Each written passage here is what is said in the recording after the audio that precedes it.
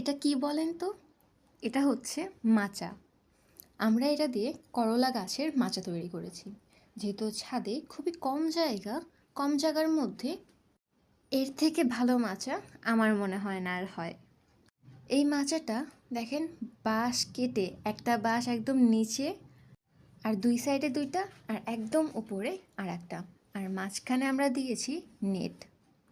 আর দেখেন করলা গাছটিও কি সুন্দর এই নেটগুলোর সাথেই লতিয়ে আছে।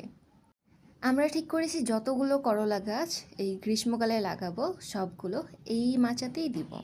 আমাদের এই করলা গাছে কিন্তু অনেকগুলো করলা হয়েওছে।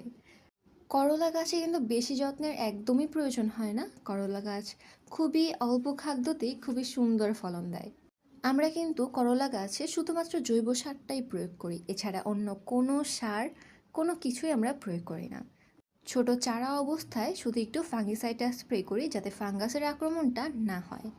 আমার হাতে দেখতে পাচ্ছেন এই করলাগুলো কিন্তু একদম পক্ত হয়ে গেছে, তুলে নিয়ে যাওয়ার মতো। এটা ইনশাআল্লাহ কালকেই তুলে নিয়ে যাব। এখন আপনাদেরকে একটু করলার উপকারিতা সম্পর্কে জানাই। করলা হজম শক্তি বৃদ্ধি করে, করলা লিভারের স্বাস্থ্য রক্ষা করে, ওজন কমাতে সাহায্য করে, ত্বকের জন্য খুবই উপকারী এবং রক্তের চিনি নিয়ন্ত্রণ করে। এটা হয়তো আমরা সবাই জানি। করলা খেতে যেহেতু প্রচণ্ড তিতা হয়, তাই আমরা বেশিরভাগ সময় ট্রাই করি করলাটা ভাজি খাওয়ার, তাহলে আর বেশি তিতা লাগে না। আপনারাও ট্রাই করবেন নিয়মিত করলা খাওয়ার। অতিরিক্ত বেশি কোনো কিছুই ভালো না, কিন্তু মাঝে মাঝে খাওয়ার ট্রাই করবেন, বিশেষ করে এই গরমের সময়। আর অবশ্যই করলা গাছ প্রত্যেকের ছাদে থাকা উচিত, কারণ করলা গাছ অনেক ফলন দেয় আলহামদুলিল্লাহ। গাছ থাকলেই আপনারা নিয়মিত ফলন পাবেন।